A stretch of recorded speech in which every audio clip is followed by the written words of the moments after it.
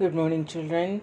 Today we are going to study history, lesson number 7, towns, traders, and craftsmen. Before that, let me tell you that lesson number 3, 6, and 10 of history is deleted. It won't be coming for the exam. Medieval period was an age of stability. Stability means it brought peace and prosperity. Because of the peace and prosperity, trade and commerce flourished there. And it was promoted by the kings. And the sources. The sources in the previous lessons we have seen there are different sources.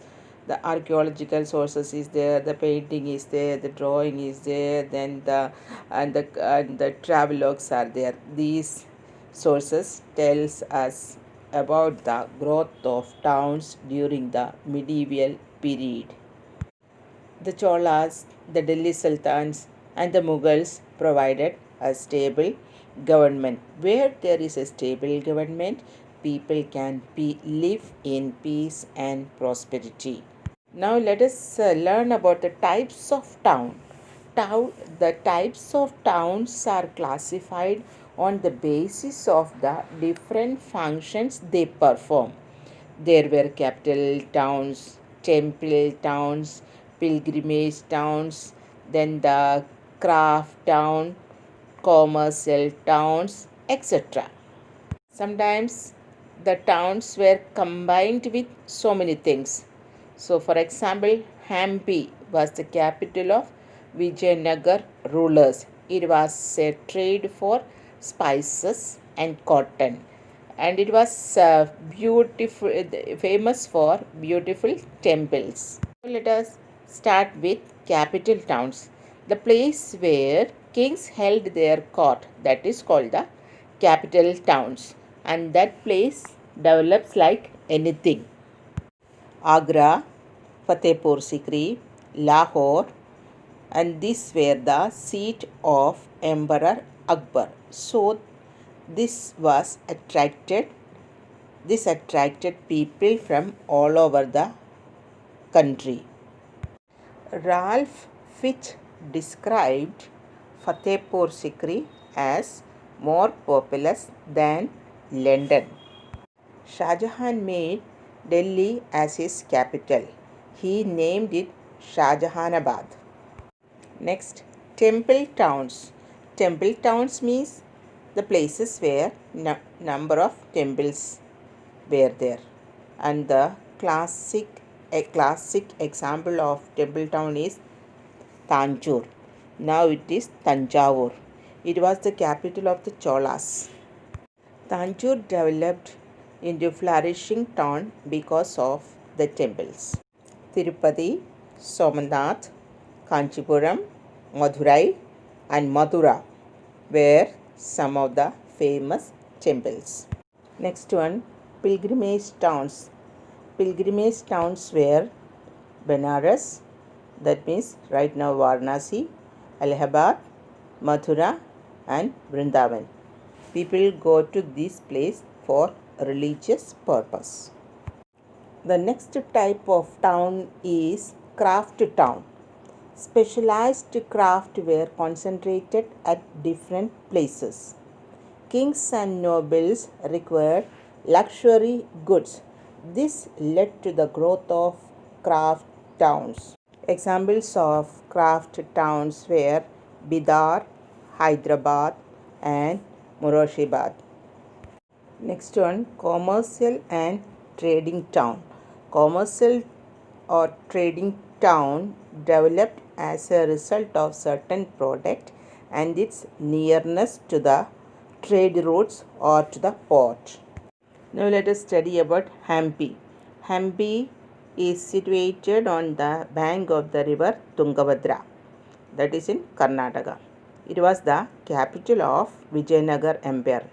It was chosen as the capital because of its location. Hampi was an important center of the cotton and spice trade. It was a well fortified city. It had many beautiful temples. The rulers used the money from the trade to build temples. Next famous city is Masulipatanam. Masulipatanam is situated on the bank of the river Krishna. It was founded in the 14th century. It was also called Machilipattanam because the gateway to the town was decorated with the eyes of a fish. Masulipatanam was famous for its kalamkari work. The word means pen, kalam, and work means kari. It refers to the method of painting natural and vegetable dyes onto cotton or silk fabric with a bamboo pen, and it is a very famous trading center. Next is Surat. Surat is in Gujarat and it is also one of the great trading centers. Surat is even now famous for all types of textiles, particularly cotton textiles. Fine cotton textiles is still available there. The location of Surat helped to prosper very much. Ships carrying Hajj pilgrims to Mecca set sail from here. So the Portuguese tried to control Surat trade. Surat was very prosperous between 16th to 18th centuries.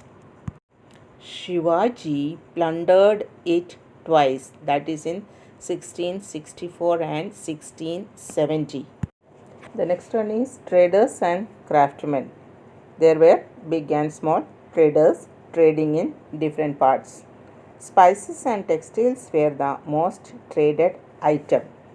These were sold to traders in the port of Red Sea. The traders involved in the business of spice earned a lot of profit. There were banjaras and they used to travel from one place to another. By traveling in that way, they bought goods from one place and sold it to another place. By doing that, they got lot of profit. They organized the transport of goods to the other places. The kings and the nobles were in need of luxury goods. So they managed to get this type of goods for their own well-being. Cotton and silk textiles were produced on large scale for the local and for the export.